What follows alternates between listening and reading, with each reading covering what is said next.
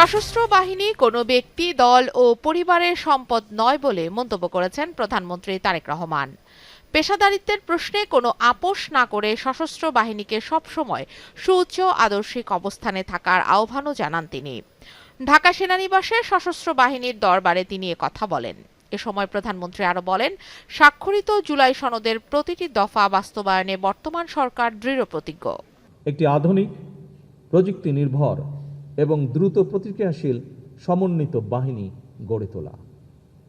আমরা এমন সক্ষমতা অর্জন করতে চাই যা কেবল সীমান্ত রক্ষায় সীমাবদ্ধ থাকবে না, বরং আমাদের ক্রেডিবল ডিটারেন্স, সম্ভাব্য প্রতিপক্ষকে আমাদের উপরে আক্রমণ করার চিন্তা থেকে নিরুৎসাহিত করবে।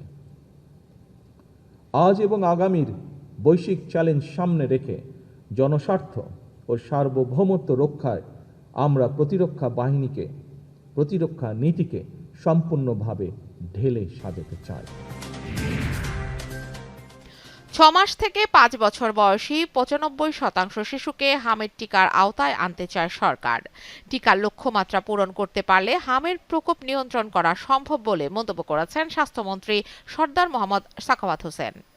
ঢাকা দক্ষিণ সিটি কর্পোরেশনের নগর ভবনে টিকাদান কর্মসূচি উদ্বোধন অনুষ্ঠানে মন্ত্রী বলেন, গত 5 এপ্রিল থেকে দেশের ঝুঁকিপূর্ণ 30টি উপজেলায় হামের টিকাদান কার্যক্রম শুরু হয়েছে। হামের বিশেষ টিকাদান কর্মসূচির দ্বিতীয় ধাপ শুরু হয়েছে। সাপ্তাহিক ছুটি ছাড়া বাকি দিনগুলোতে সকাল 9টা থেকে বিকেল 5টা পর্যন্ত চলবে এই কার্যক্রম। রাজধানী ঢাকা সহ 4 সিটি কর্পোরেশন এলাকায় টিকা পাবে 12 লাখের বেশি শিশু। এদিকে ময়মনসিংহ মেডিকেল কলেজ হাসপাতালে 24 ঘণ্টায় হামের উপসর্গ নিয়ে চিকিৎসাধীন অবস্থায় আরও 2 শিশুর মৃত্যু হয়েছে।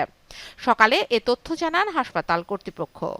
এ নিয়ে হাসপাতালটিতে হামে আক্রান্ত ও উপসর্গ নিয়ে মোট 12 শিশুর মৃত্যু হয়েছে। বগুড়া 6 আসনের উপনির্বাচনে বিএনপি প্রার্থী রেজাউল করিম বাদশা এবং শেরপুর 3 আসনের সাধারণ নির্বাচনে বিএনপির মাহমুদুল হক রুবেল সংসদ সদস্য হিসেবে শপথ নিয়েছেন।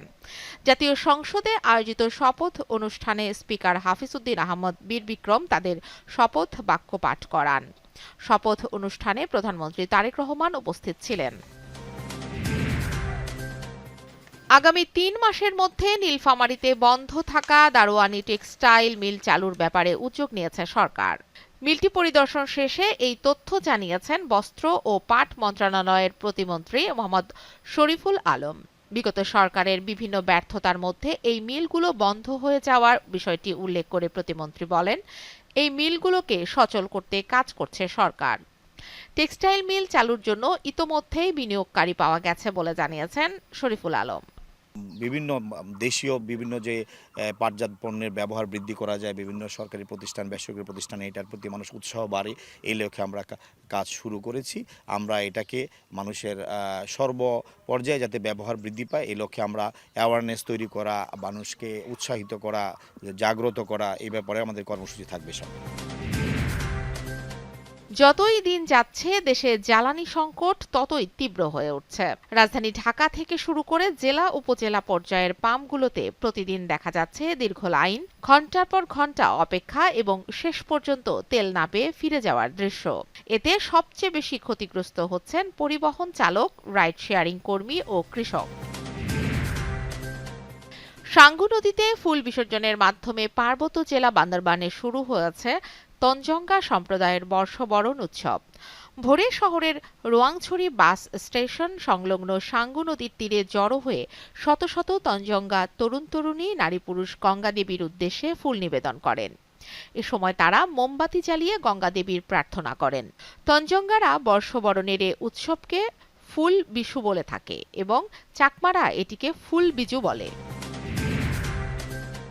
মার্কিন ভাইস প্রেসিডেন্ট জে.ভি. ভ্যান্স বলেছেন, 21 ঘণ্টা আলোচনার পরও ইরানের সঙ্গে যুক্তরাষ্ট্র কোনো সমঝোতায় পৌঁছাতে পারেনি। তাই সমঝোতা ছাড়াই পাকিস্তান ছাড়ার পরিকল্পনা করছে যুক্তরাষ্ট্র। সকালে ঐতিহাসিক শান্তি আলোচনার পর পাকিস্তানের ইসলামাবাদে সংবাদ সম্মেলনে একথা জানান ভ্যান্স। এ সময় মার্কিন ভাইস প্রেসিডেন্ট পাকিস্তানের প্রধানমন্ত্রী ও ফিল্ড মার্শালের প্রতি কৃতজ্ঞতা জানান।